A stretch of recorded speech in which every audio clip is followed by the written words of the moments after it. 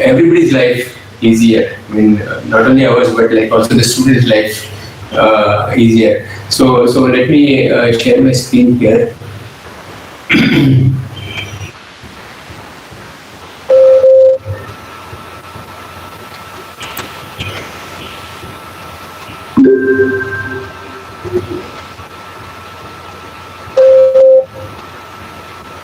Okay.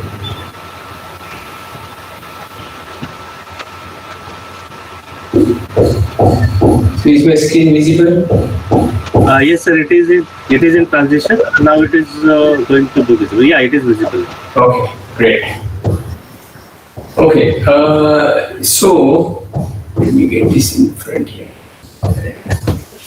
Okay,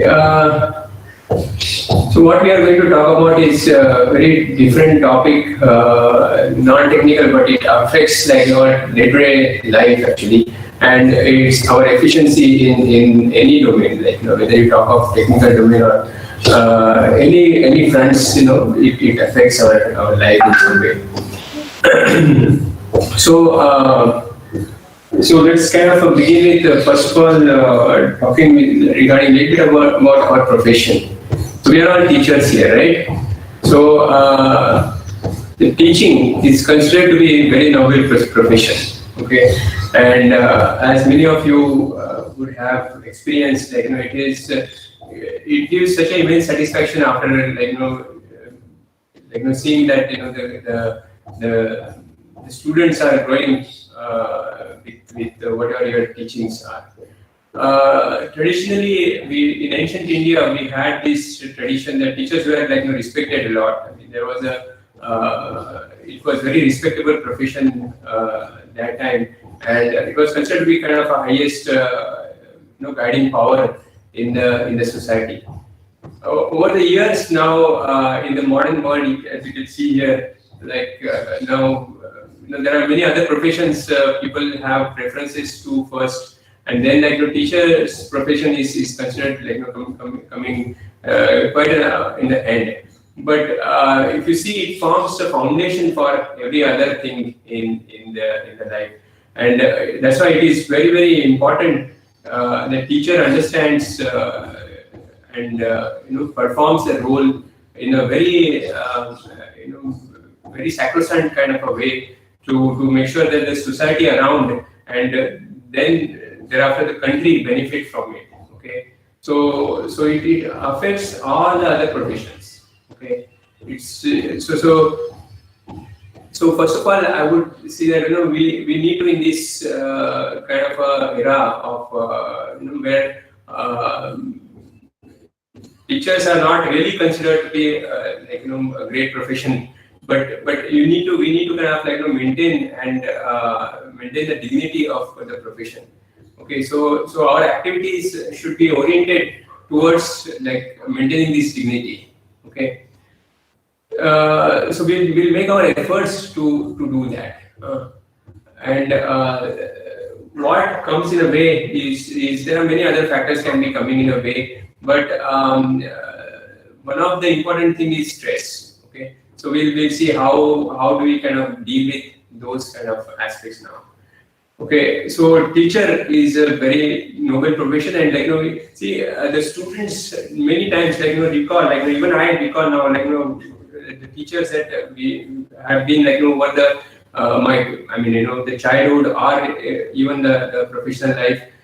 There are some people who touch your life, and there is a lot of transformation happens. That is a kind of a role that we are all playing here, and we need to be really doing a good job. To do that good job, we need to have our some of the things that in the life skills, I would say, need to be in place.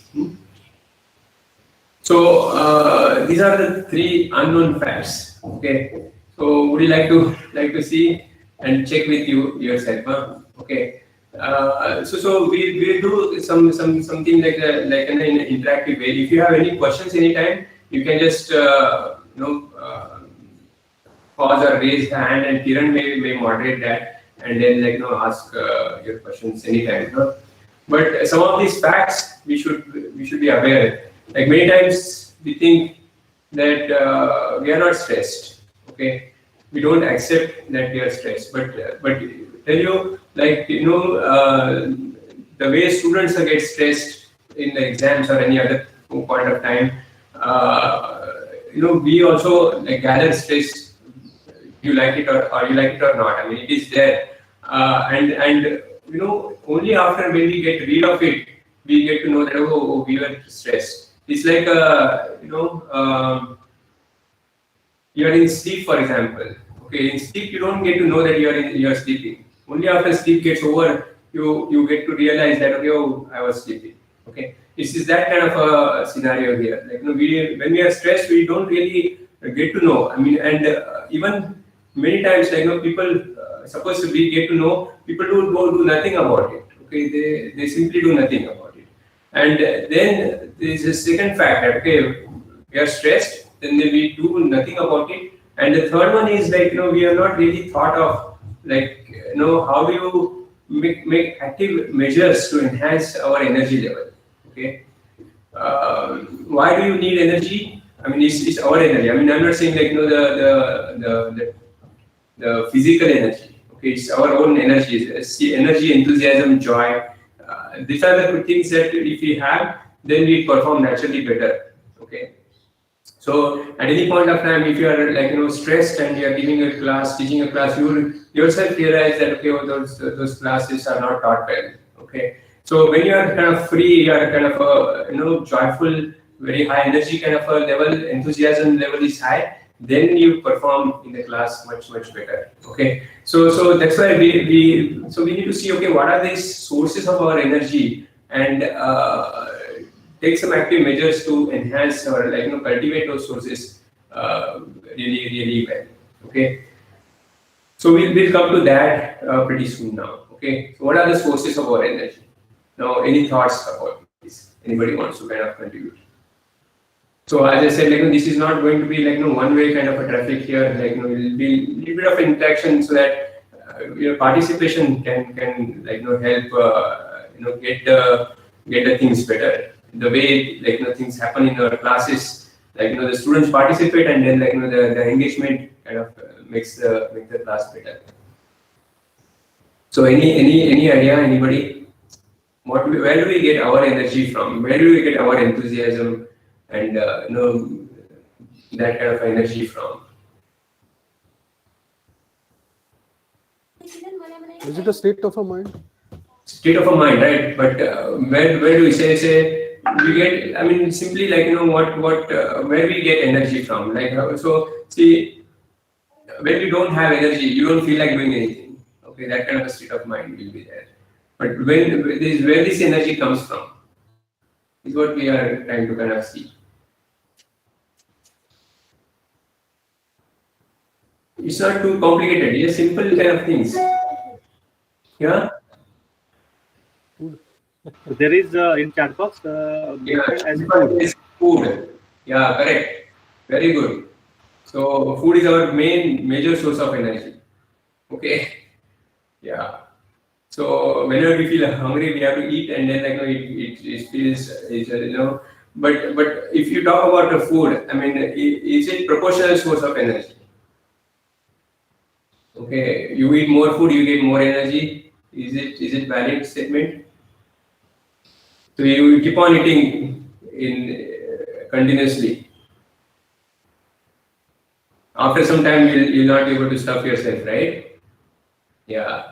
So it's not like it's not that you eat more and you'll get more energy. No, you need for your own body mind complex. There is certain level of somebody saying proper diet. What is this proper? Okay, so some proper quantity of a food is important. Okay, so otherwise you see on some Diwali festival that just passed. When you eat more on the festival days, what happens? Like you develop, your body develops lethargy and you kind of feel like sleeping. Okay, so that is not it's not like proportional statement that more food, more energy. No, that is not valid. For every body mind complex, there is a different level of quantity of food. So we need to identify, okay, what is the right quantity and right point of time we need to consume food. Okay, So these food habits, because the food makes us, okay, not only our the muscles and our physical body, but also our mind. Okay, it nurtures our mind. So those whatever food that you are eating, that is becoming like you. Okay, so we need to also look at, like, if you go into more subtle aspects of food, there are many different things can be talked about. But we need to see that, okay, we are consuming energy giving food. Okay, so this energy or prana level, whatever is enhancing that kind of a food or right diet, that one can think about. Okay, so there is a lot that we talk more about in the actual course, but we are just giving some kind of a glimpses of these different sources of energy. What else is the fourth source of energy? Food includes like your drinks and everything, the liquid foods also. Okay. One more source is told by participant in chat box, sir. It is good sleep. Good sleep, yeah. Okay. So there is good sleep is another source of energy. Yes. So yeah, very good. So nowadays people are talking about good sleep or like the deep sleep. You have these Fitbits that you wear, and then you track, okay, how much is the really deep sleep part of your total sleep. Now, how to get to that deep sleep also is nowadays a question. Okay, so but the sleep is again a big source of our energy. So you see, for example, if you are working awake for 2 nights, you are not slept. Then you imagine what kind of a state of mind you will have. You will not be able to think properly. Okay, so the sleep gives us a big it's a big source of our energy. Okay, again, right amount of sleep, right time sleep. Okay, so these two are very important things. You have to have right quantity and right time for sleep. Okay, and now people are also started talking about the quality of sleep. Okay, so how do you get to the good quality of sleep? You need to think about that. Then what else? What is other source of our energy?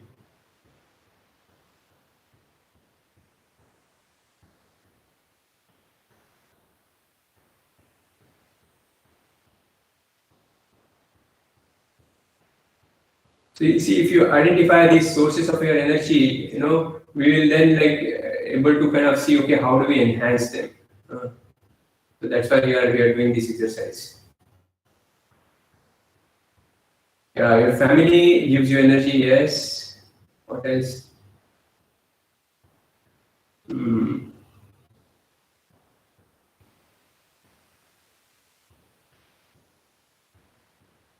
What is the exercise, yoga? Okay, very good. Mm-hmm.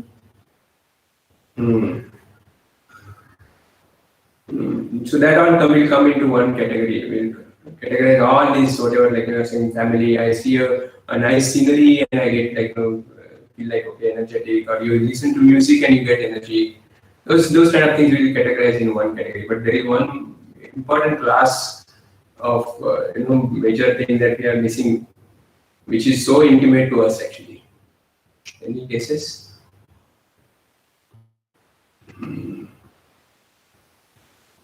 Yeah, water, food, everything is together, huh?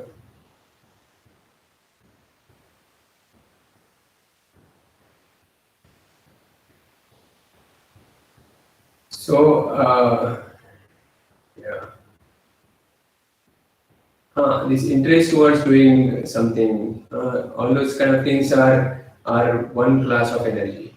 Okay, so we'll come to that. So see, our other important source of energy is our breath. Okay, breath is very important source of our energy. See, one can live without food for a while. One can live without sleep for a while, but without breath, even for a few minutes, you cannot stay back. Okay, it's so intimate to us that we often take it for granted.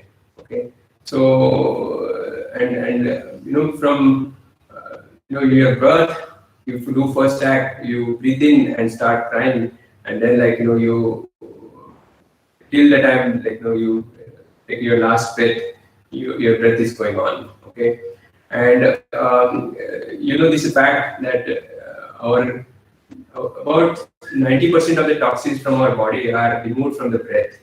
Okay, this continuous mechanism of breathing in and out. You clear a lot of toxins to the breath. Okay, and yet we have not paid good attention to the breath. Okay, so this we'll see some of the effects of breath. We experience some part towards in this during this talk. Okay, so breath is an important source of our energy, and there is a lot of secrets in the breath. Okay, and then the last month, okay, a lot of you have guessed in the different forms, but collectively it can be called as calm and collective state of mind. Okay, where you do some activity and your mind gets calmed down. Okay, your mind gets collected together and becomes one. Then that kind of a state of mind, you go for jogging and you do that, or you go for some other thing and do that. Wherever you get this calm and collective state of mind, all those things are also a big source of our energy. Okay, so now one can see a similar thing. I'll not get into the details, but one can analyze what are the drains of your energy also. Okay, and then we need to plug the drains and enhance the sources of our energy. That is one kind of a principle that we can see. Okay, for good healthy lifestyle with a lot of energy and enthusiasm and joy, which can be shared with now your students and family and whatever. Okay, and then this state of mind is very important, especially for researchers. This calm and collective state of mind, free state of mind is important for researchers. Somebody cannot do research under continuous tension. Okay, if you see the discoveries that have happened in the past, okay, you take any discovery, major discovery or breakthrough. I mean, people had struggled, and at some point of time they became calm and quiet, and then suddenly things popped out. You think of Newton when he sat under a tree in calm state of mind. Just a phenomena was a trigger for him to kind of understand the gravity. Okay, so like that, there was, if you see Archimedes also, he was thinking about the solution that king had given him the problem to solve, and suddenly when he was in the bathtub, he kind of got something. Okay, so this is very very interesting that if we attain to this or state of mind, we can innovate much better. Okay, and I think it's my experience also, wherever you are struggling with some kind of a problem, and then you just kind of calm your mind down. There are now a lot of techniques available. You have a lot of things available now for this. So you do that, and you get to the state where you talk out these ideas will become eventually the patents you write on. Okay, so this is very interesting kind of a way our mind-body complex works. Okay, so we'll see a little more about it in detail little later. But now let's kind of look at this mechanics of our energy and enthusiasm. Okay, so we have this 4 categories of state of mind. Okay, where in first category, if you see in the sleep, you have no awareness, but you have a rest. Okay, so there is one state of mind. So where there is no awareness, we are not aware that we are sleeping, but when we get up, only then we get to know that okay, we are sleeping. Okay, and we get rest in that state. Okay, so we are restful in that state. Now, if you see the other state, okay, there is no awareness and no rest. Okay, that is very stressful state of mind. A lot of time we are into this kind of a state where we are not aware. Okay, say you have, you can connect to some of your events that have happened in the past, and then see, for example, when you are watching some movie. That time you get so engrossed in the movie and all the gossips and all the chamela that is happening in the movie, you are not aware about yourself. Okay, and there is no rest also. Okay, you're not restful in that state. Okay, so that kind of a state of mind. There may be some other examples of the thing which you may connect better. Then, if you see this other state, your interviews, promotion interviews, or like you have to present something somewhere. You are aware, very much aware about the thing, but you are completely restless there. Okay, you are not at a rest. Okay, you are aware about, but you are not at a rest. Okay, that again brings you the stress. Okay, so wherever your state of mind has this awareness but no rest, you are not feeling like as if you are in a sleep or as if you are completely restful, then it is some kind of a stressful state of mind. And then there is this one very interesting state of mind where you are aware also and you are at a rest also. Okay, this is a state where we should try to get it. Okay, so this is, if you get this state of mind, this is where your other activities where meditative state of mind, meditation and those other kind of things yoga will bring you into this state of mind. Yoga will bring you awareness and you're restful in that aware, whatever state of asana. Okay, so this awareness and rest combination together is what brings you a lot of energy. Okay, this is a heightened energy that you can get into this state. And we have not, people have just started tapping this source of energy. Okay, so this source of energy to tap, there are many different ways, but we can see what are the ways which are fastest kind of a way, fast track we can get to this state. Okay, so some of these breathing techniques that we have.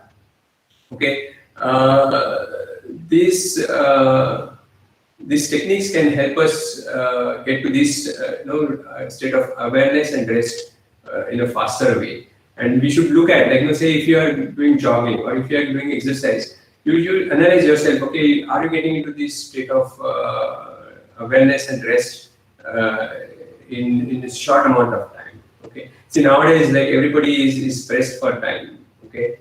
So in this kind of a scenario, we want something which is which can happen quickly. Okay, so how can we quickly get to this kind of a state of mind when we have said from this state of mind to this state of mind, or from this state of mind where we have no awareness and no rest, we can get quickly to this state of mind and then do our activities. See, once you get into this state of mind, then naturally your activities become very smooth. So we should kind of make effort to get into this state of mind. Okay, and how do we do that? We'll come to that sometime soon. Okay.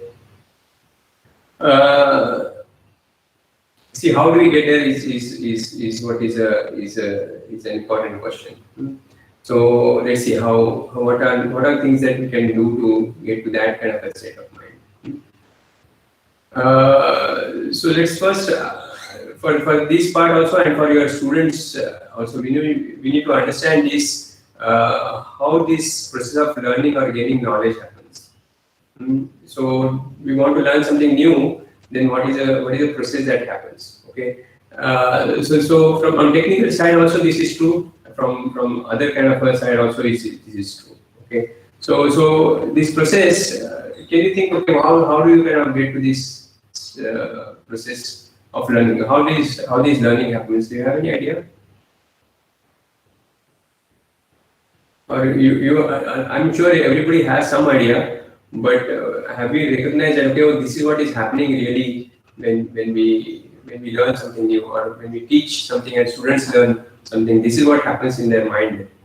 If you understand this, then our life, our teaching quality will enhance. Actually, okay. So sometimes students feel that we don't understand things taught, or we think, okay, we have told it so many times, but students are not really kind of responding well. Okay, those kind of issues, how do we, if we have understood this process of learning, on an average for everybody, then we'll be able to cater to this part. Okay. So, any ideas?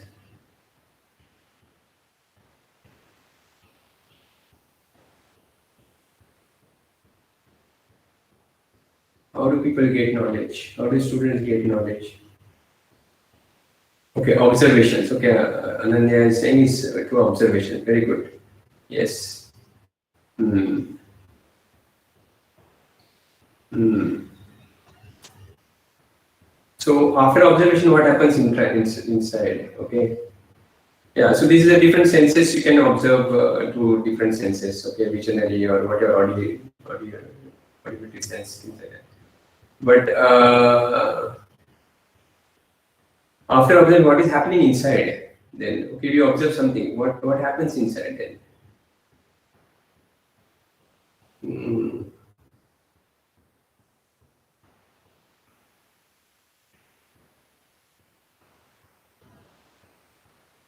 Mm. It's interesting process that happens. See, when we teach someone, we teach with assuming some prior background, right? So, yeah, very good. Prakash is saying connecting to the previous knowledge. That's what, when we teach in the class, we assume some background. Okay, so that background, based on that background, students start understanding some new things. So it's a process of going from something known to something unknown. Okay, this is a kind of a journey that happens. Okay, so if you see that students are not understanding, that means that previous concepts that they might have, we are assuming that they are there. Those concepts are not yet clear. Okay, so that is what it means. This process of learning is if you understand, then we will cater for those concepts, and then students will start understanding. So this is like a very interesting situation. So the prior knowledge is what we build on. Okay, otherwise, if it is unknown to unknown, then it's just some information that is stuffed into their minds, which will make no sense. Okay, it will start making sense only if they connect it to what they know previously. Okay, so that is a process of learning or gaining knowledge. That is what is happening. So it is not that information that is there. Information already there on the web. So why do we need to teach if we are just giving information to students? Okay, so this is what is important part. And not just a memory. So this is a process of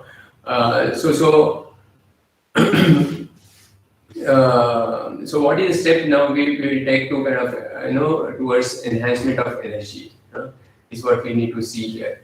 So there is a connection with breath, mind, and emotions. Okay. See, many times emotions come in our way to kind of give us a stress. Okay. Our own mind will have a state of mind which will be not in a healthy way to kind of think clearly about some concepts or some ways to teach or some research to do.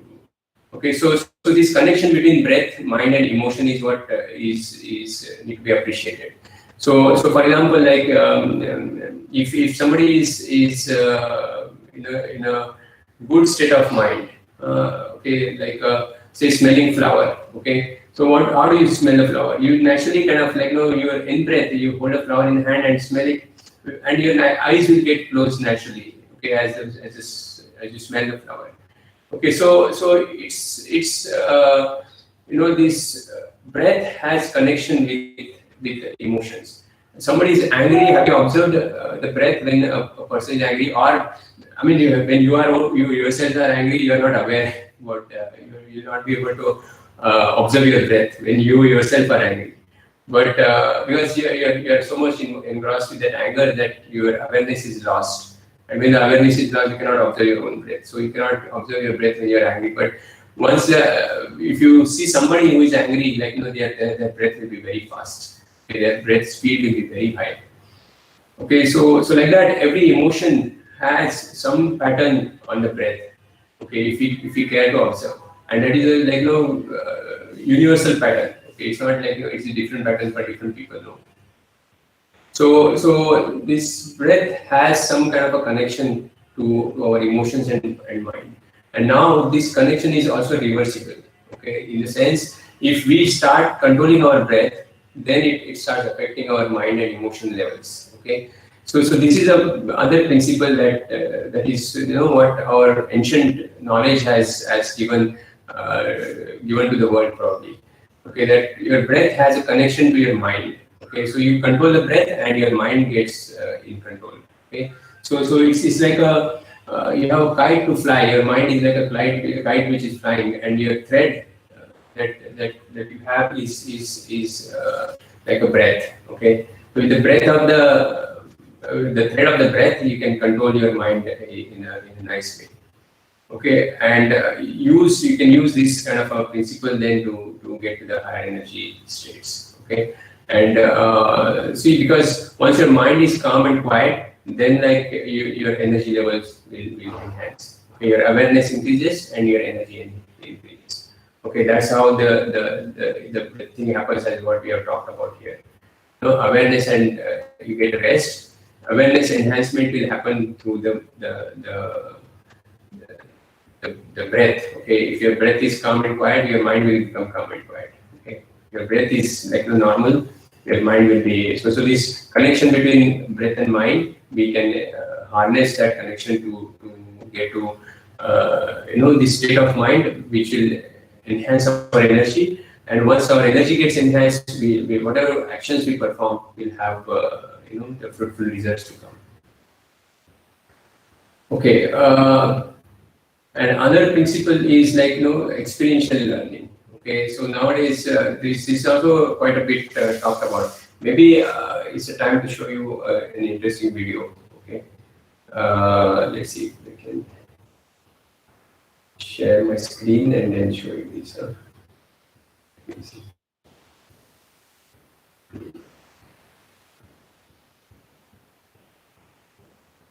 This professor is teaching in a class. I'll show you how.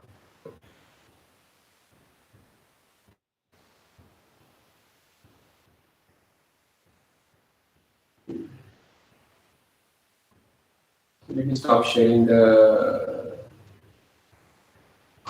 thing and I'll share now my entire screen. Okay.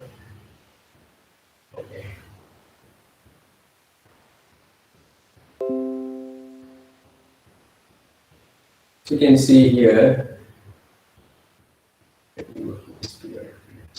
this is a periodic video. Okay, this is a periodic table, and then this professor has created many videos about each of the elements. So let's get to this plugin. Okay. It was much more exciting than I thought. You see the flames. Our first video of fluorine was a bit disappointing. There wasn't any, just a few bits of glassware and some funny stories. So at the moment, I'm in the office of Professor Eric Hope, who is one of the country's specialists in fluorine chemistry, and he knows how. So this professor starts his teaching of even chemistry through these experiments. Okay, so this is interesting, way he conducts the experiments, and these experiments maybe I'll get something which is then doing in the class. Okay, so nitrogen, for example.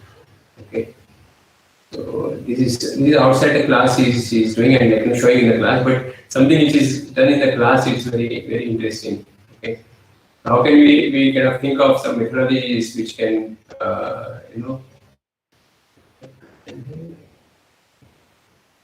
let me see. Okay. So comrades. So look, this is his class. Okay, and see what he is doing in the class now. Okay. Welcome to lecture. What I'm going to do now, we're going to begin with an experiment to illustrate this point that The oxygen molecule, O2, has unpaired electrons. So we're outside just to show you the reactivity of this lovely stuff here, liquid oxygen. So you can see wonderful liquid oxygen, nice blue colour. So over here on the table, we've got a tin tray, which we're going to use to contain the experiment that I'm going to show you next. So we've got our favourite liquid oxygen there, strongly oxidising, very, very reactive. And here, I've got some cotton wool. So this is the same stuff that we use to like take makeup off perhaps our partners or our girlfriends or our wives, and it's the same stuff that we use to wipe our babies' bums. Oxygen is an interesting element because it exists in two forms. The form which we breathe all the time is O2, two oxygen atoms joined together. And there's another form called ozone, in which has three atoms arranged like a letter V or letter B, this way up. Oxygen has unpaired electrons within the molecular orbitals and the atomic orbitals around the structure. And these unpaired electrons give rise to colour, and that colour is blue. So blue is often perceived to be the colour of solvated or unpaired electrons, and you can see here the lovely blue colour. Now, lots of chemists are really scared when they see the blue of liquid oxygen, because liquid oxygen is very, very reactive. Generally, you only make liquid oxygen by mistake, not like today when we're making some on purpose. And if you've made it by mistake in an uncontrolled way, where there might be organic molecules, perhaps simple organic chemicals like hydrocarbons, grease, or perhaps a highly elaborate compound, then they tend to detonate and they tend to cause very energetic experiments. So, it's really fluffy, it's not very reactive, doesn't really burn. Cinders might smoulder, but there we go. We're going to pop it in the tray. So we begin with Neil's very high-tech piece of equipment, which is a test tube on a piece of string. What we're going to do is to put some liquid nitrogen in here. So You can see liquid imagine they are nitrogen doing this in glass. see, Okay. is colorless. Okay, so this is liquid nitrogen, and what I hope you can see is that this magnet, which is a pretty good magnet, let me just show you here with my keys, that they stick pretty strongly to the magnet. The magnet has absolutely no effect at all on the liquid nitrogen. I can pull the magnet and nothing happens. And then we're going to fill up all of the void space, all of the space between the cotton particles with oxygen. So you might want to stand back after this bit, Brady. So here we go, here's our liquid oxygen. Do you want to come in and zoom in on, see me? Okay, so here you can see the lovely blue liquid oxygen colour going into the cotton wool particles. Let's try the same thing with liquid oxygen. So, careful of my shoes. So here we have a match on a stick, and I think you can see it's probably light. So we have our fire, we have our oxygen, and we have our fuel. Now let's see what happens if we put them all together. The liquid oxygen. It's a very nice blue colour today. So now let's try it. Here's the magnet again, and if I take the liquid oxygen, you can see I can pull it right up here, because it's not as magnetic as my keys, but you can see there's a really big difference. It sticks to the magnet. So you can see it really is magnetic. You ready? Okay. Woohoo! And there she goes! Okay. Maybe pause here. Okay. So can you imagine, like, this kind of experiential learning, how students would react to it, and how well this can be, like, see, so people, when they see something, they'll remember it, and then when they experience something or they do it, then, like, it is completely understood. So like, as a teacher, I think we all can kind of think of some kind of innovative ways in which we can teach, so that, like, we give this kind of experiential learning to the students as much possible, rather than, like, just bookish kind of a thing that we keep on. It becomes at times quite, even for us to teach, it may sometimes become a little boring. So that is a kind of a thing that is another important kind of a concept that I would like to kind of make you aware. Maybe many of you may be already trying or doing this kind of a experiential kind of a part of the learning. Many times, our labs are very well equipped with a lot of things which can be brought to the classroom to teach, or rather than having labs kind of things thought separately, and classroom thing is completely separate. So we need to kind of see if we can merge these things together to get to this experiential learning. So now we are talking of experiential learning. In this case, so we want to experience the power of breath. So are you all with me? Can we just do some small experiment on ourselves to kind of experience this power of power breath? Okay, what we call as power breath. Okay. Actually, to get entire experience of how do you get to this state of mind, we actually need to take off, say, at least two hours break for 6 days to do this course. But maybe we can give some kind of a glimpse of this. Once you kind of get to this, then there are a lot of transformations start happening, and as you practice more and more, then your mind body complex gets tuned to the ways which you may not be able to kind of conceive also, like how these transformations can happen to change things in a positive, very very very positive kind of a way. So let us kind of do some small thing to kind of experience this. Okay, so let's see if we have so yeah, let me again kind of keep that other slide on the things we shared. Just a window.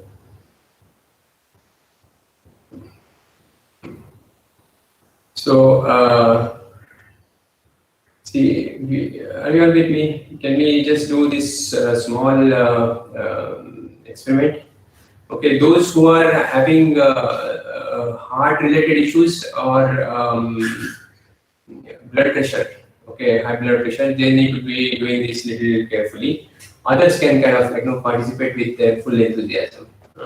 So what we need to do is we sit comfortably wherever we are, in the chair or on the floor or wherever we are, but keep your spine straight. If you can sit in Vajrasana, that's really good. The Vajrasana is where you sit with the folded legs, and on the legs you sit. But even if you are not, it's okay. We will just do it. This some small kind of experience here. You all can. Okay, maybe I just need to arrange this further from me. Okay. So what we need to do is make a fist of our hands with the thumb inside. Okay. Can you all make that? Okay, make that with the fingers closed. Okay, and keep it near your shoulders. Okay, as you can see here. Okay. So what we are going to do is this something called power breath. So what we are going to do is, while breathing in, we take the hands up and open the fingers and take the hands up. Okay, and while breathing out, you close the fist first and then bring the hands down with your elbows hitting your side of your body. Okay, so I'll give you counts and then we'll all do together. Okay, so the counts will go like that. Breathe in, 1. Okay, in, 2, like that. Okay, so when the count goes 2, you are actually breathing out. So that is the way we do this power breath and experience. So as we are talking about, it's not just a thing to talk about; it's a thing to experience also. Okay, this experiential learning is what will take us quite a bit better understanding, better towards understanding. Okay, so let's all do that. So we'll keep our eyes closed gently and then do this power breath process. And we'll do maybe for 15 counts and then relax, and then again repeat for 15 counts and relax. Like that we do 3 times. and then experience what we get out of this. Okay, are you all with me? Okay, then let's start. So keep your spine straight. If you are sitting in a chair, your back, you keep it away from the backrest. Okay, don't keep the keep the back touching to the backrest. Okay, back is separate from the backrest so that your spine will be straight. So like that we will sit. So let's do this. Do this process and experience, and then you tell me what you experience. Okay. So let's again I'm just giving a warning for people who are having heart related issues or blood pressure. Okay, they need to be doing very gently. They can do that, but do it very, very gently. Okay, don't force yourself too much. Listen to your body. Okay, so let's start with light fist in front of your hands. Let's keep our eyes closed. Let's take a transition deep breath in and let go. Another transition deep breath in and breathe out completely. Together with forceful breath, breathe in 1, in 2, in 3, breathe in 4, in, out, in 6, in, out, in 8, in 10, in, out, out, in, out, in 15, and relax. When you relax, you keep your palms open to the ceiling on your lap.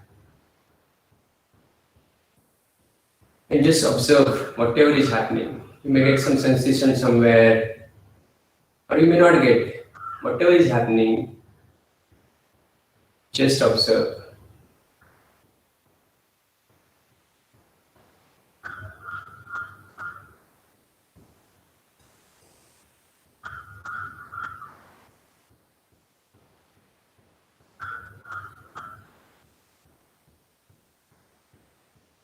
Keeping our eyes closed, we'll do it one more time.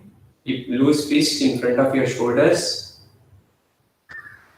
Keep your shoulders relaxed. Remember, while breathing in, we are going to throw the hand up with the open fist. And while breathing out, forcefully bring the hands down and your elbows hit the side of the body. Let's take a deep breath in and breathe out. Another transition, deep breath in and breathe out. With normal forceful breath, breathe in 1, in 2, in 3, in 4, in 5, in 6, in 7, 8, in 9, in 10, in 1, in 2, in 3, in 4, in 5, and relax. Keeping our eyes closed, palms facing the ceiling.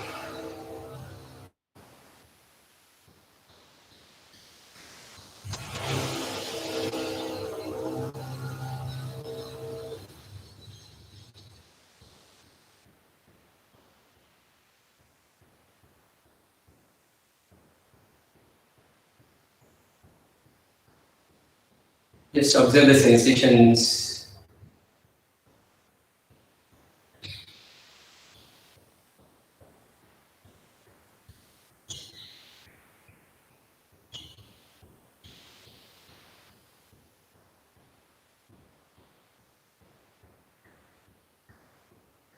Last time, let's keep the loose fist in front of our shoulders.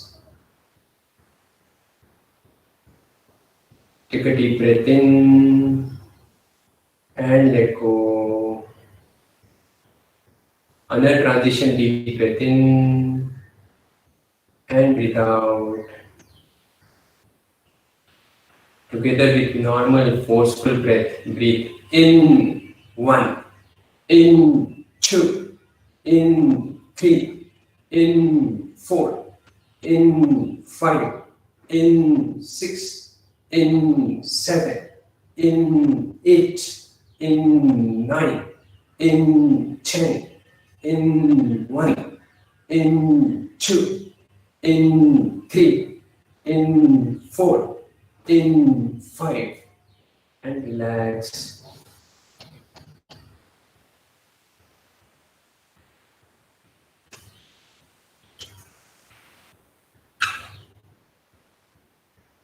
Observe your breath and any sensations you may feel. Your eyes are still closed.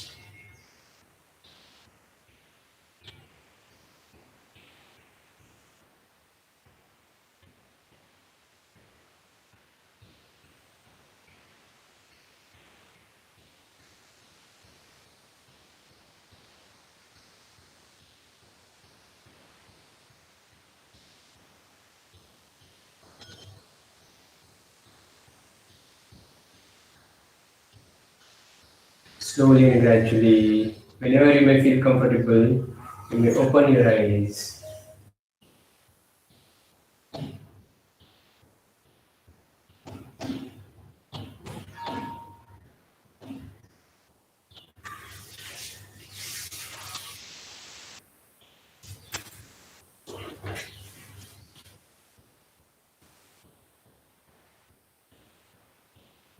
Anybody wants to share? How do you feel?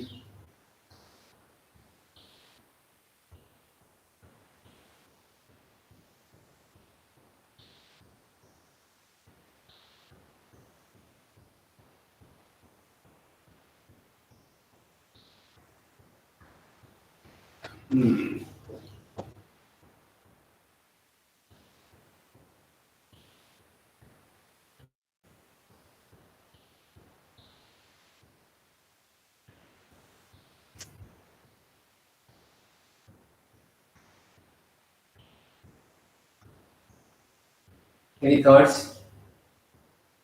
So this works very interesting way. Okay.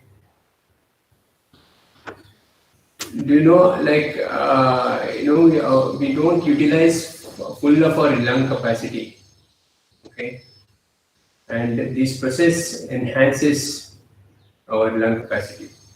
Okay.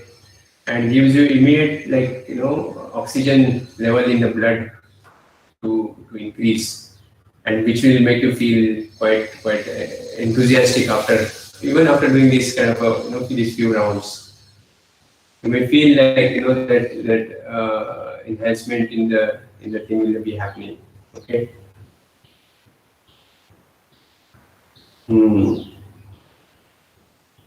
So anybody wants to share anything?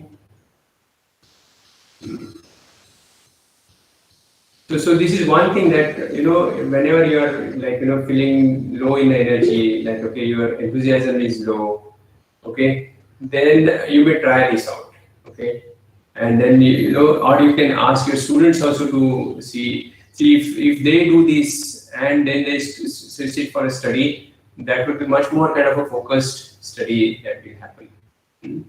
So this is about power breath, okay. This one can kind of very easily see a few minutes of this practice, that can help you get to the state of mind which is much better. You don't need a coffee break. Okay, this is like a coffee break. Okay, so of course you can have coffee, no problem. But like I'm just saying that see these other things, stimulants, they work for a while. They kind of like momentarily they give you that kind of you feel that you are getting some energy, but in the long run they'll drain you out. Actually, okay. So we want to kind of maintain the energy level for long duration. then we can have harness this kind of a natural ways of doing things that are there. Okay, so we learn a little more about now some more kind of points. Okay, so so this is when we get to this kind of a state of mind, that helps us do things better in life, not only in the professional role, also in the personal activities and relationships and other kind of things. The things start kind of naturally changing or transforming. Okay, so but it will not come in a overnight kind of a way. One has to kind of do this over a little bit larger duration of time with consistency.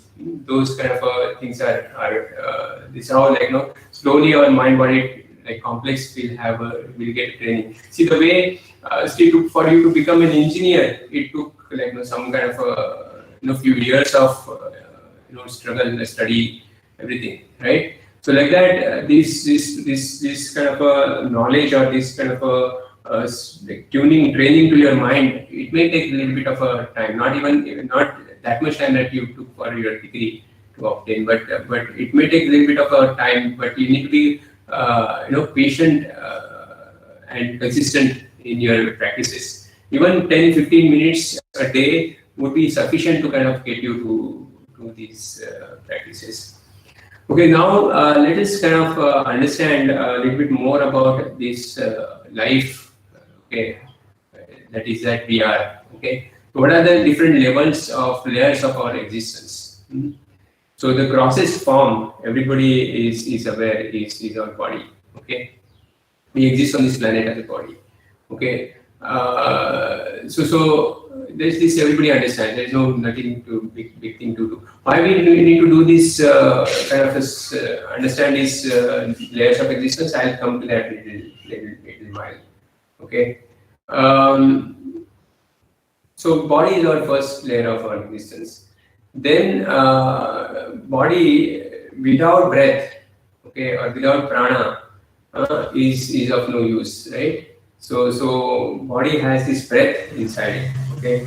So this breath or prana is second layer of our existence.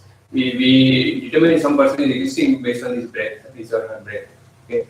So or कभी बोलते ना प्राण चले गए, that so this breath has gone from the body, then like a person is dead. Okay, so breath is other kind of a layer of our existence. Then there is this third layer beyond breath. Can you guess now? So beyond this now there are more subtler levels of our existence. Okay, and each of them has certain kind of a function to perform inside us. Okay, and if you understand these functions are happening of our different layers differently, then to handle them, we can develop some skills to handle them. Okay, so for example, the laws that may work at level of body, they may not work at some other level. Okay, so the next layer of our existence. Anybody wants to guess?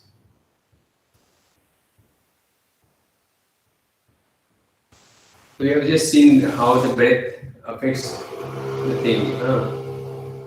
So it's mind.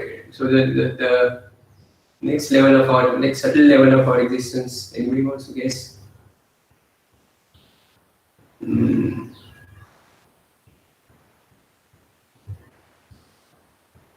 Soul, sir. Yeah. Soul, sir. Soul, yeah, soul is definitely yes, but that is very subtle. We are kind of talking a little grosser than the soul. Yeah. What else can you think about?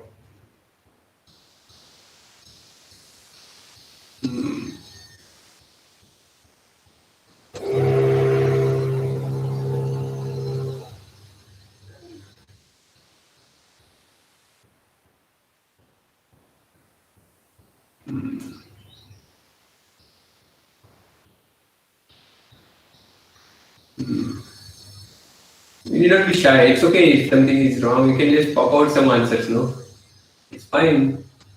We are all here to kind of discuss things together. Mm.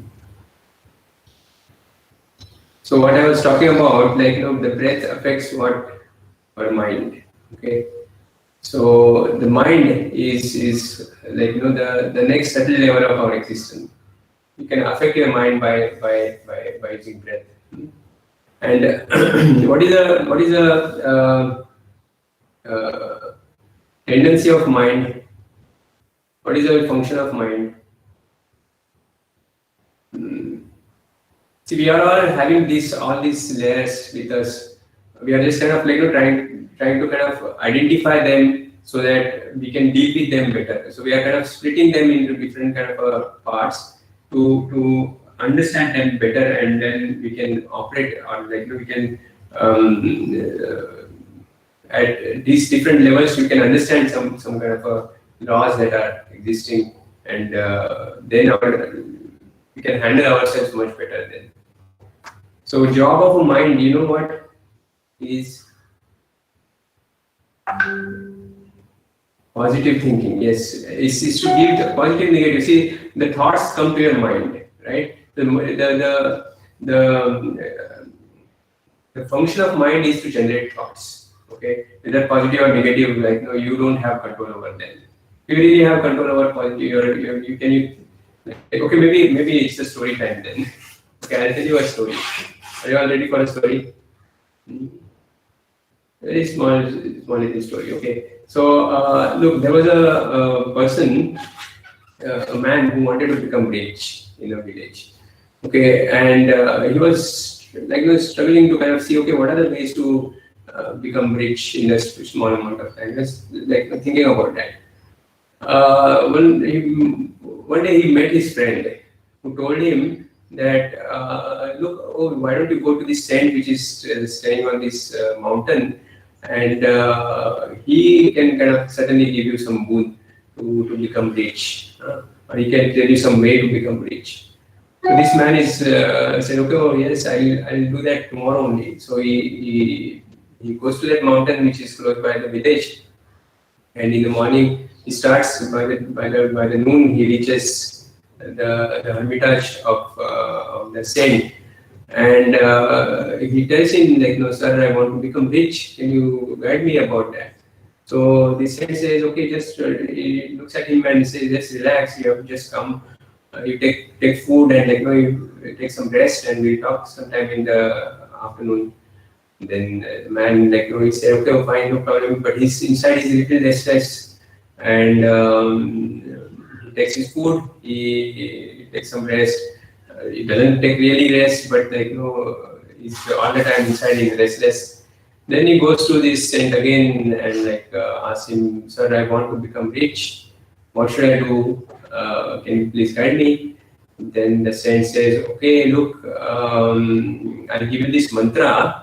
You take this mantra 5 minutes in the morning and 5 minutes in the evening. Okay, and in 10 days you'll become rich. This man is very happy. He says, okay, look, oh, great. I mean, he thanks the saint and he was about to go. The saint says, okay, just wait a minute. I forgot to tell one thing. Then he says, what? The saint says, oh, look, you, while chanting this mantra, don't think of monkeys. He says, okay, no, fine, no problem. Like, since my over my life, I have not thought of monkeys at all. I mean, why should I get bothered? Then he said, okay, thanks the saint, and he comes back home. And next day he sits and, takes his mantra, and guess what? Yeah, the monkeys are in his mind now. So now he said, okay, where are you coming from? I have not thought of monkeys anytime. I don't want these monkeys. He kind of struggles, and, like, he says, okay, no monkeys. Okay, he sits again, and guess what? The same thing happens. Then he's kind of, like, quite restless. He said, okay, why this is happening? How this is happening? He's completely clueless about the thing. Okay, and he starts kind of, like, pushing his mind too much, and the mind doesn't listen to him at all. Every time, like, he says that mantra, and the monkeys start coming in his mind. One day passes completely in the restless state of mind. Second day, Also the same thing, like there is no change, and now he's completely kind of like restless. So there's so much that he goes back to the same again and says like, look, I don't want to become rich, but you take these monkeys off my mind. So that is the state of our mind, So you see that the laws that work at mind are completely different. We think that we can kind of force our mind to do something. This is not going to happen. Okay, the mind is not going to listen to you. Okay, by forcing. Okay, so the laws that work at the level of mind are completely different than that work at the body. See, at body level, if you want to become strong, you need to push your body to kind of do the exercise and running and jogging and whatever, all these kind of things. Then when the body is forced, body becomes strong. The force is a law that works at a level of body, but force doesn't work at the level of mind. Okay, so this is how we should identify that. Okay, look, something that works at one level is not applicable at other level, and because of our misunderstanding, we kind of start doing things which are opposite. Many times we don't let our body exercise. We are lethargic in our body, but we kind of think so much in our mind. Okay, and this mind-body coordination is what is the important thing that is needed. To get your body strong, you need to kind of have your force the body to do some things. Okay, so that is a way. The law that works at mind level is what then? Okay, what works at mind level is to let go. Okay, if the wrong thoughts are coming out, you think those negative thoughts are coming, just let go. Okay, you do nothing about it. If you start forcing them or attending to them, they will not die. They keep on kind of. It's like you are putting a fuel into the fire. So that's how the mind works. Then, subtler than mind, there is another thing that is in us. So, see, for example, a thought comes to your mind. Would you start working on it immediately? Every thought, see, everybody starts working on every of the thought that is coming in their minds. The world will become mad. Okay, the world will be chaos. Okay, so we don't work on all of our thoughts. Okay. What we do, we analyze them. Okay, who does this analysis in us? That's our next level of existence. Can you guess what?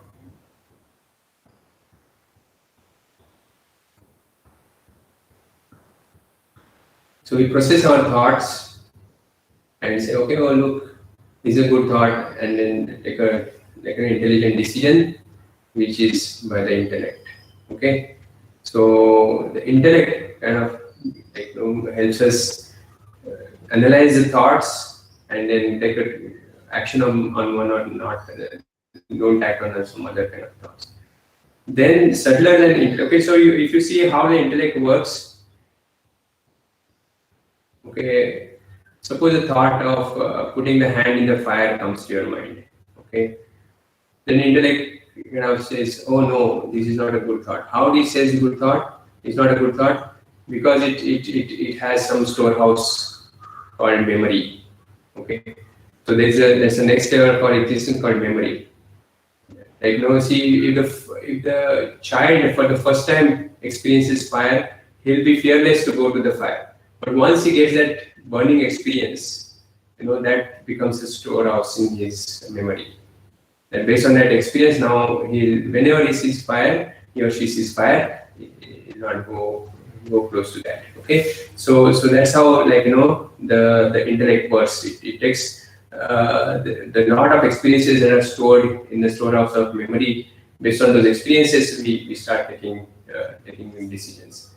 And then there are the subtler levels called ego, and most subtle level, somebody says soul, or self, or consciousness, we can term them many terminology that can be used. Okay, so these are 7 layers of our existence. And each of these layers need to be handled differently. Intellect, for intellect, you need a knowledge to handle. For mind, you have something. For breath, you control the breath and do pranayamas. things like that. So you need to kind of really see, okay, how we can kind of cater to each of these layers so that we in whole, we are kind of like, the combination of all these layers together, we become like a holistic kind of a way, we become better personality. So I think maybe these are some kind of glimpses. I mean, if you want to do really, I would recommend that you can do some kind of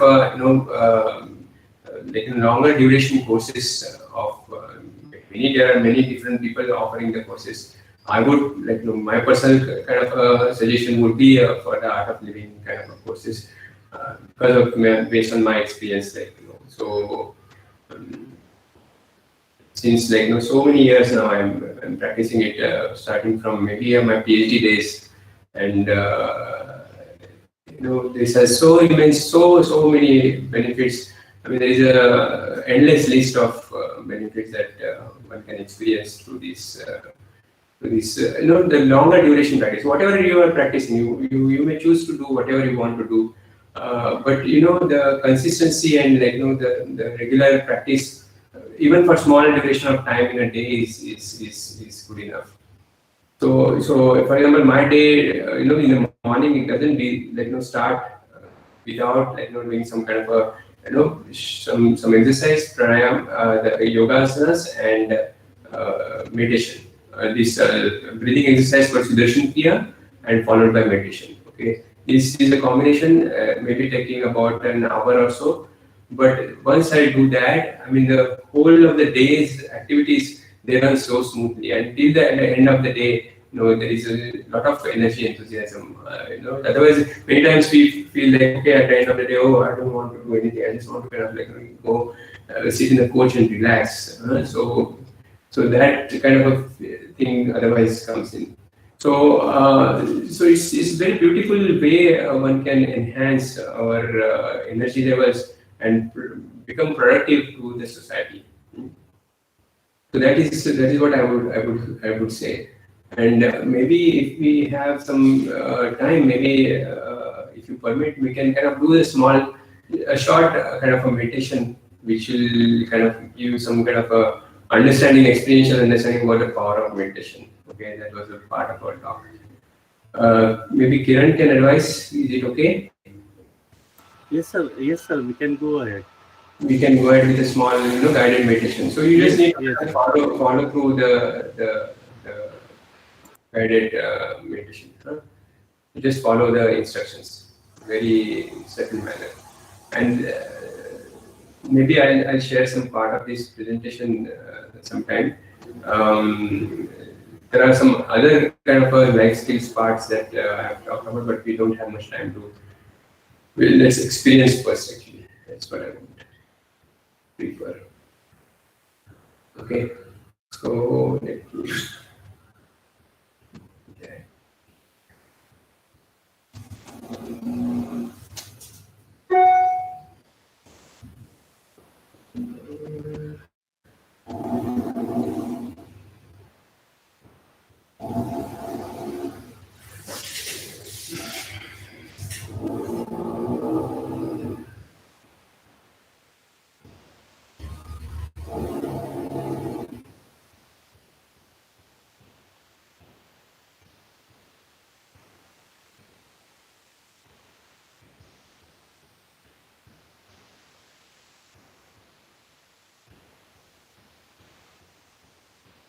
Okay, I'll take some moment to find it out. Just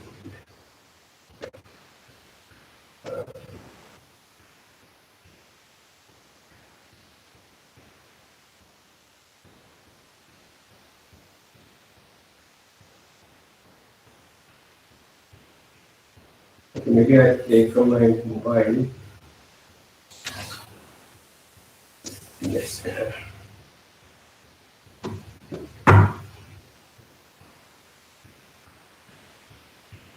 Maybe on the first slide.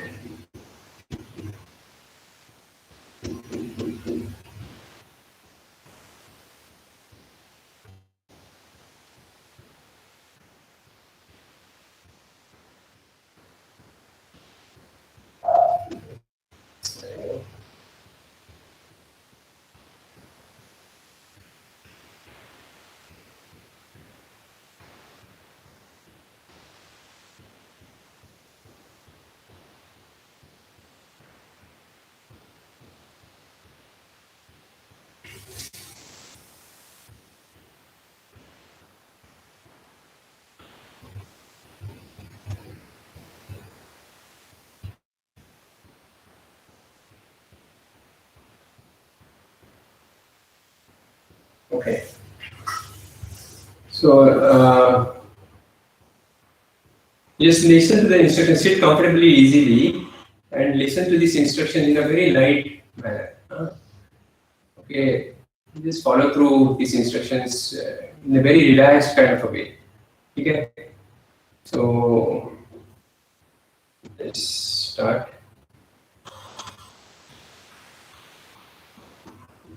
Let's sit comfortably, easily,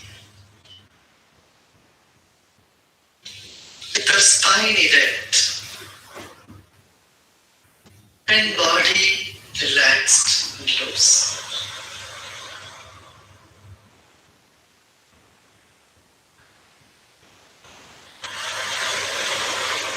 Let's close our eyes.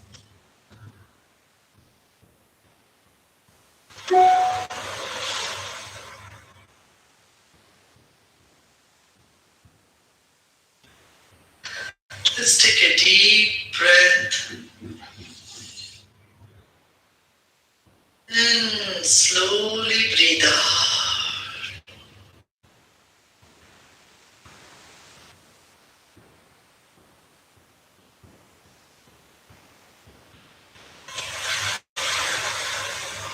Once again, take a deep breath. Hold the breath and slowly breathe out. As you breathe out, relax your arms.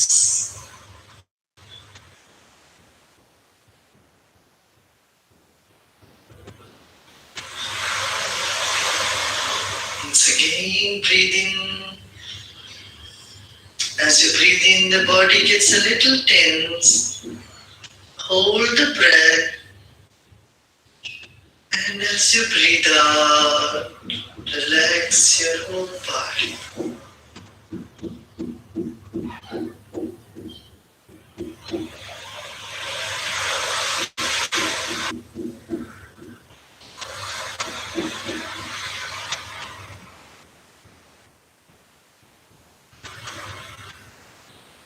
Listen to all the sounds, noises in the environment.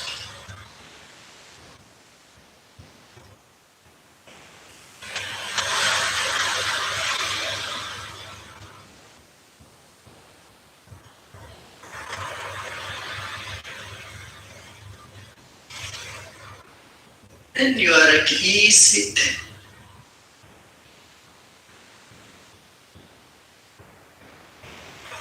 You are in harmony with your environment right this moment.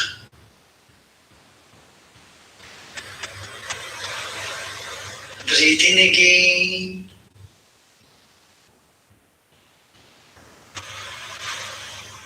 And slowly breathe out.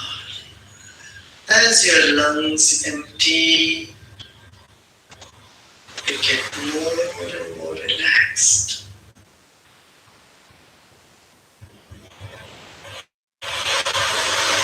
Breathe in and fill your lungs with the breath.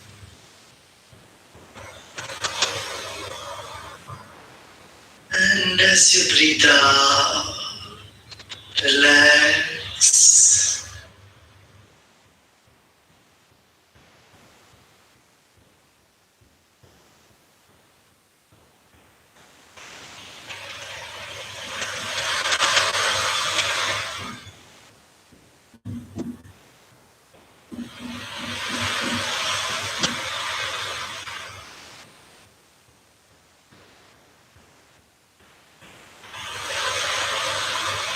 Become aware of the weight of your body. Whatever that is, 40 kilos, 50 kilos, 150 pounds, whatever that is.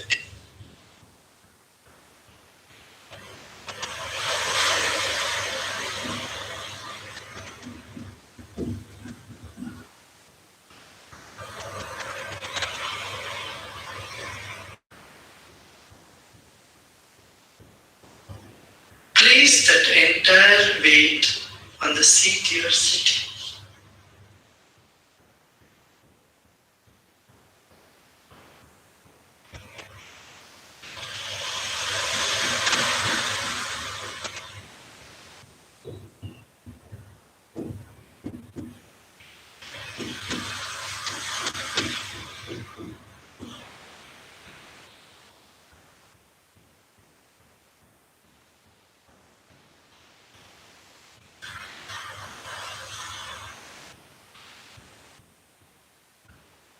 Breathe in again. And breathe out. Now keep a smile on your face. And breathe in with a smile.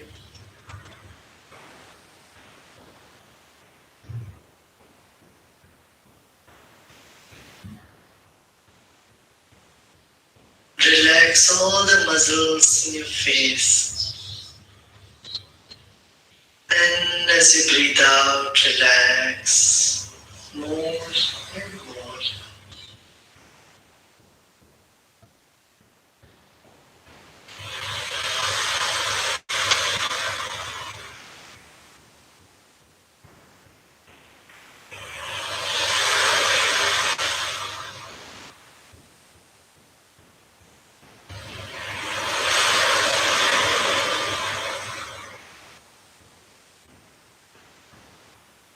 Become aware of your body. Your body is a beautiful instrument, a precious gift to you from nature, from God.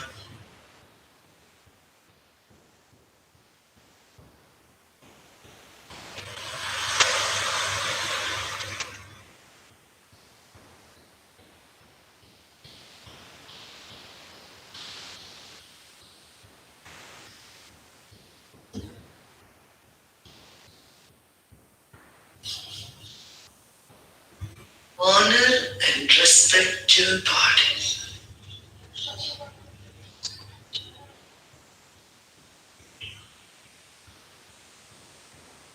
Take your attention to your legs, right leg. Relax your right leg.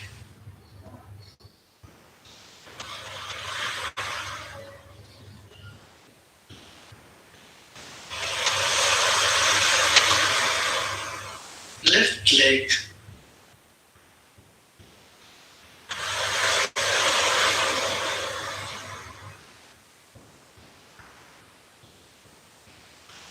Left thigh.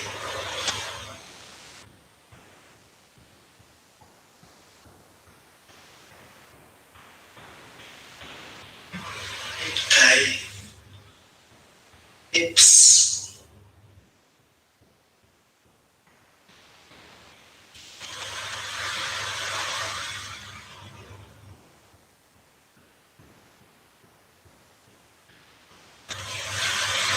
Genital.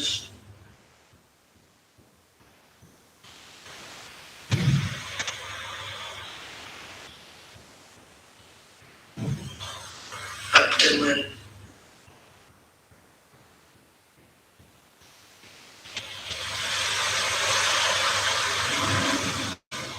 Stomach. Navel region.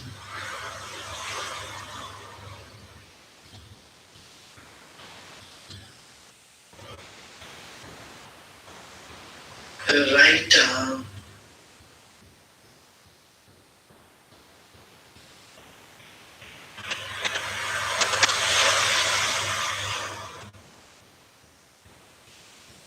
Left arm.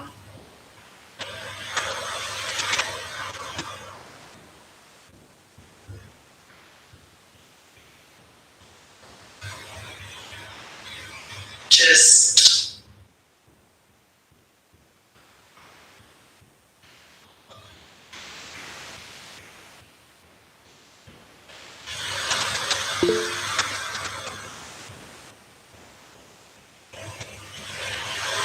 Relax your chest.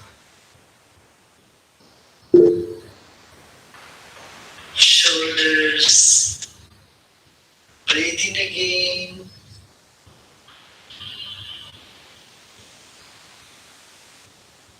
And slowly breathe out.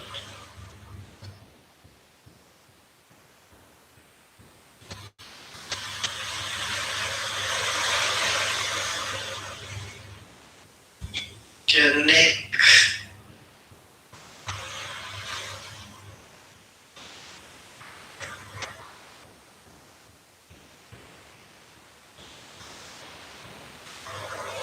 lips,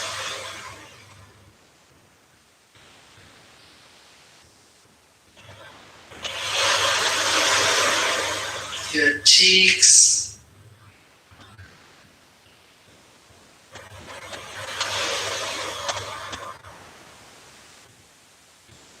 breathe in again. Become aware of your nose. Breath is flowing into the nostrils. And breathe out. And become aware of your breath.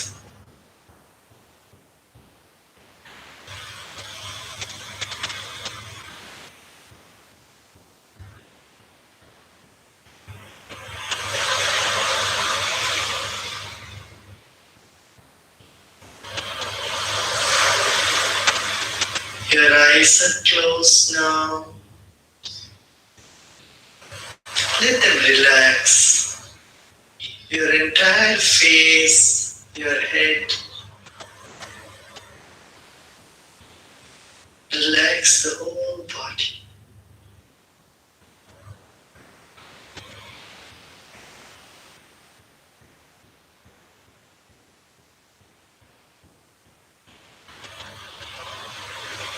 You're grateful for this body.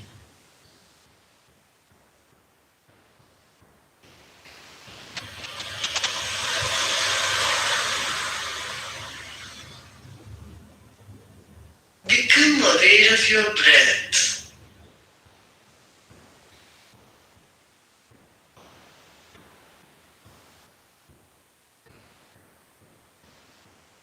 The breath is moving in and out of the body, keeping this body alive.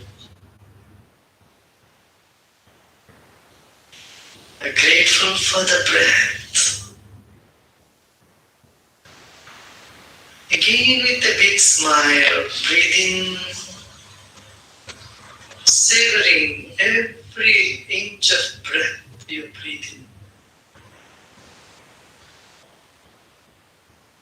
And as you breathe out, relax more and more.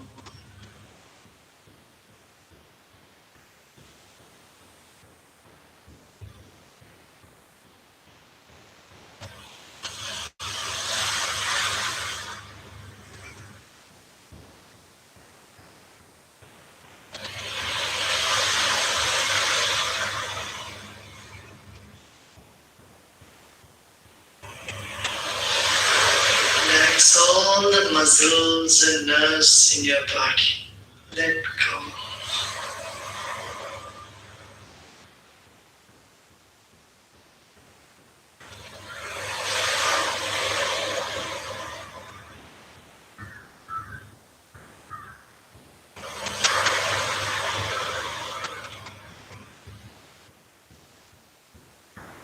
Relax.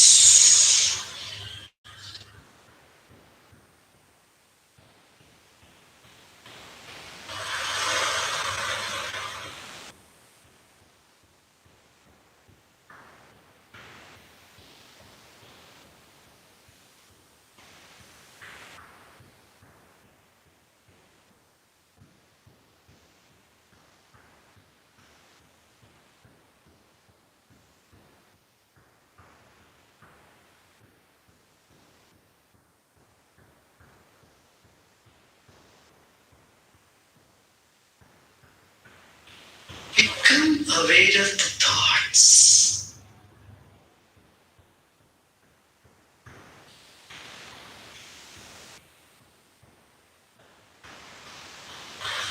Whether good thoughts or bad thoughts, let them be.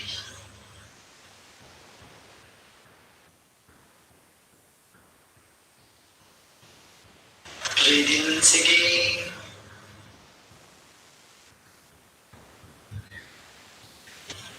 And slowly breathe out. As slowly as possible.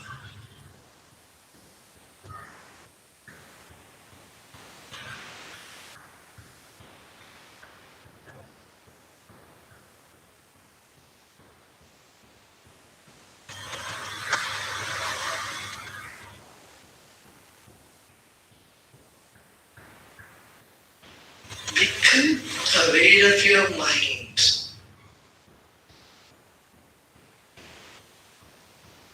Consciousness.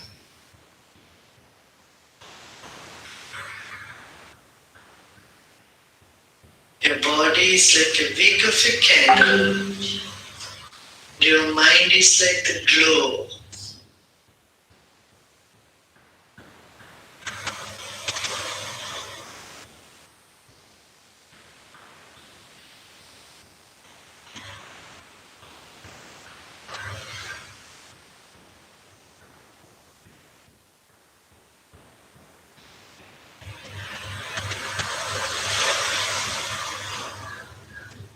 Become aware of your mind all around your body.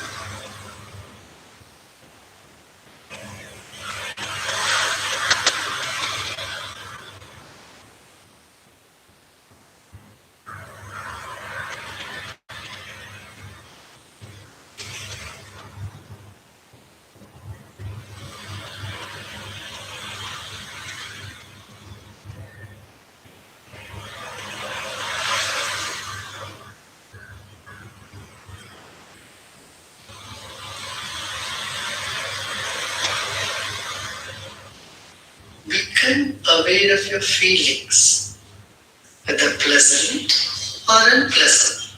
Let them be.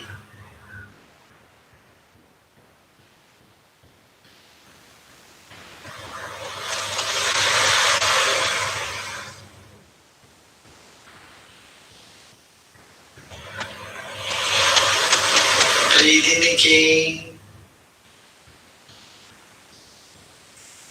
And let go.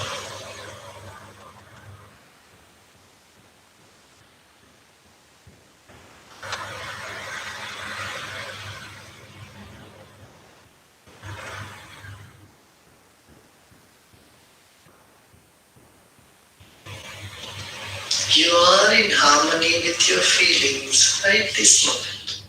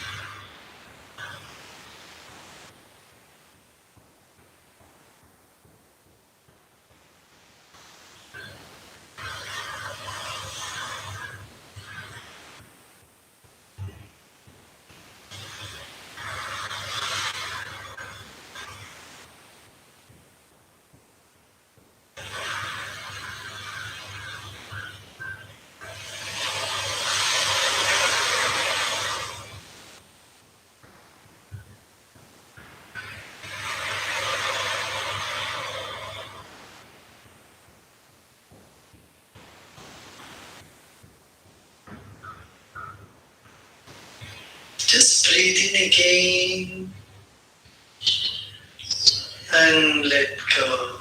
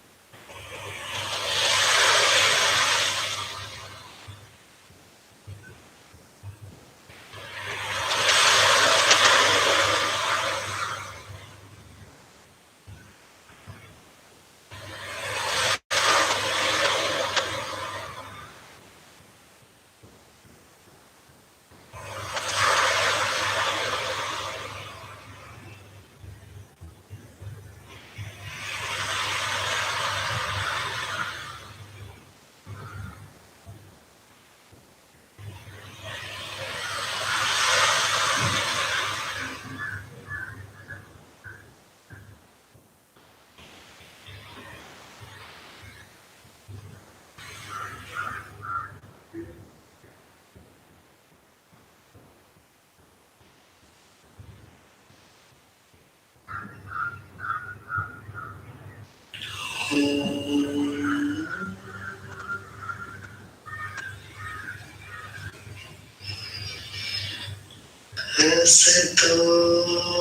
मा सद्गमय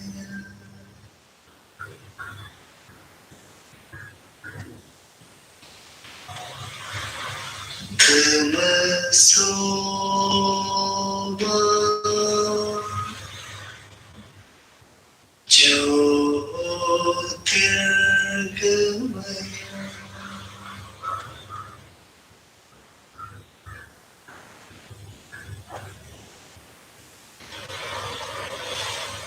मृत्युर्मा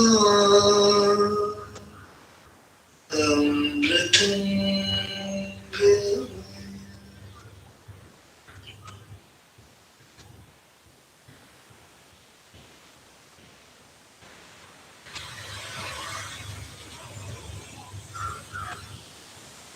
ॐ शान्ति शान्ति शान्ति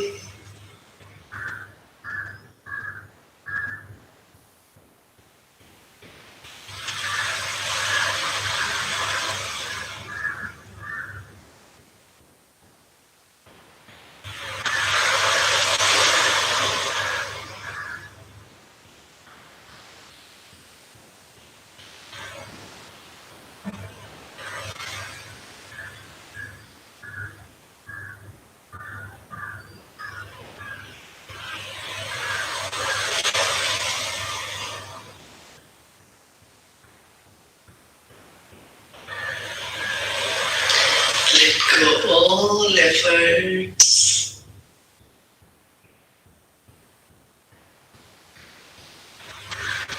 You are peace. You are joy.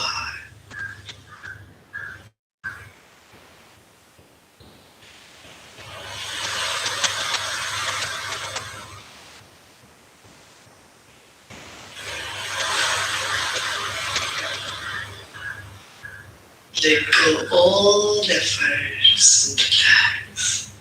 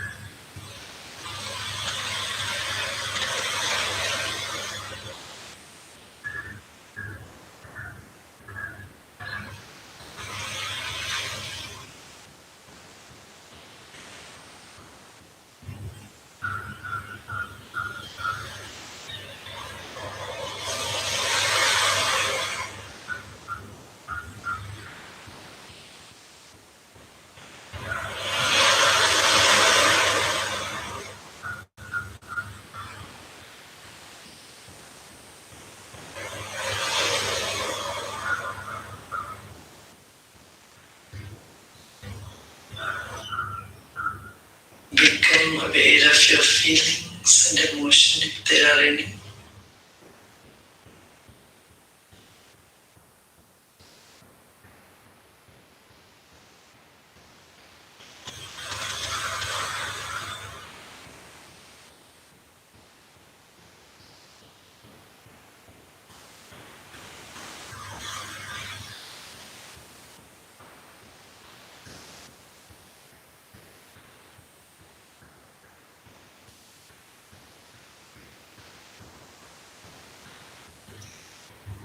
Become aware of the thoughts if there are any.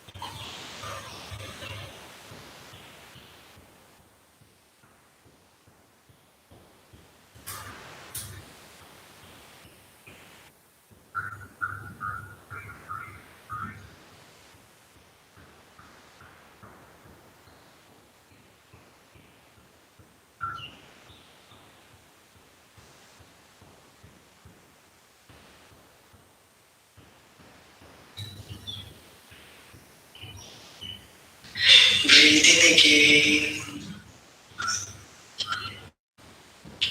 And breathe out.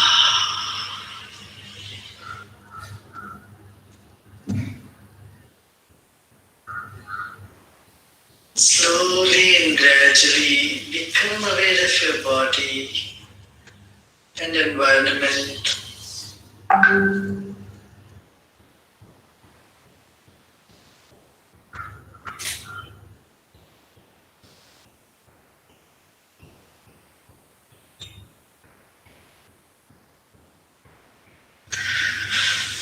And slowly, gradually,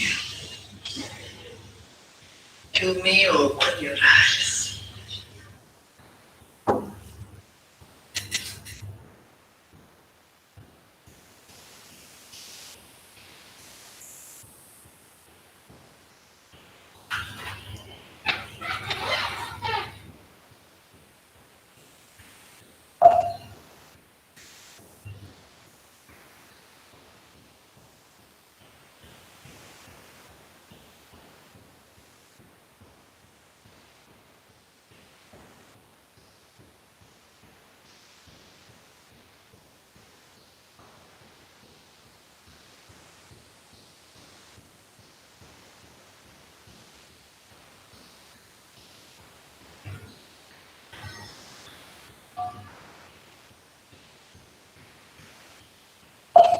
So, okay, I think I'm getting stuck here. But anyway, so how did you feel that? Huh? It feel nice. No, we don't have much time, but uh, Yes, participants, can you experience how you feel? you can share your experience. The feedback, how you feel over on this meditation exercise, the breathing exercise that you carried out.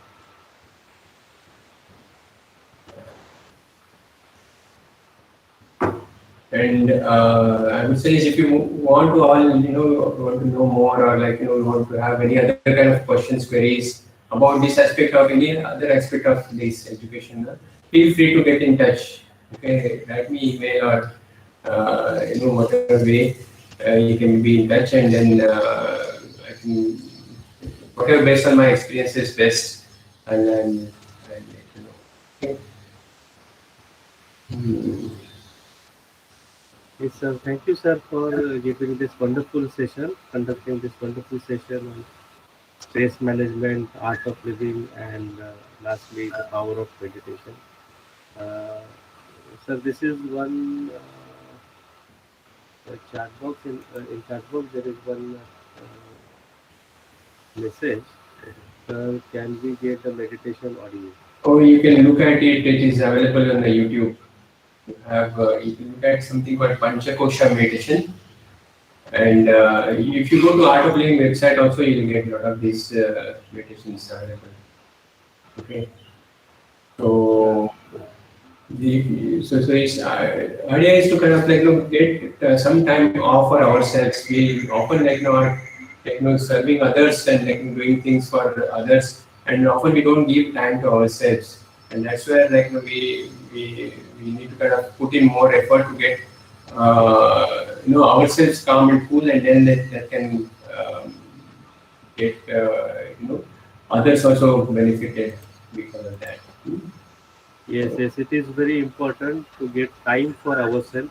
Very important to get and manage the stress. We are full of stress, and as sir has mentioned, we do not accept that we are in the state of stress, and sometimes it is manageable when we are young, and as we grow up, as we When you maybe grow up, you tend to kind of exploit your body, assuming that you are still at the youthful stage, and yes, yes. then it becomes and sometimes it comes to your body. Yes, and then the body starts creeping, particularly at latter age. Then, Right. so that time it is very important, and one should experience this technique. Then we will realize, yes, what are the benefits of it. Yeah. Yes, yes. then surely there are a lot of like benefits of it. One should practice on that. At the younger stage, you will not realize, but later stage, yes, it is very important. You realize, and you should get experience of that. And if you get experience of that early in your life, you will be in better stage. Yeah. You know, when I did first time I got this kind of a knowledge, I felt okay, oh, this was my PhD level I was getting, and then I said, oh, I should have done it before. I mean, so now Yes. students here, they get so much benefit, and so many people, students are in very big positions. We have taught our deans actually. We have conducted courses for faculty. Our dean had taken a course, and he was sharing that his daughter mentioned that Papa, you look much better now. But his daughter, she could sense that okay, he's now much relaxed. Yes. So it's a good thing to do. Yes, sir. Okay, so we close the session for now then. Yes, sir. Thank you very much, sir. Thank you. Thank you for attending this. And if you want anything get in touch, feel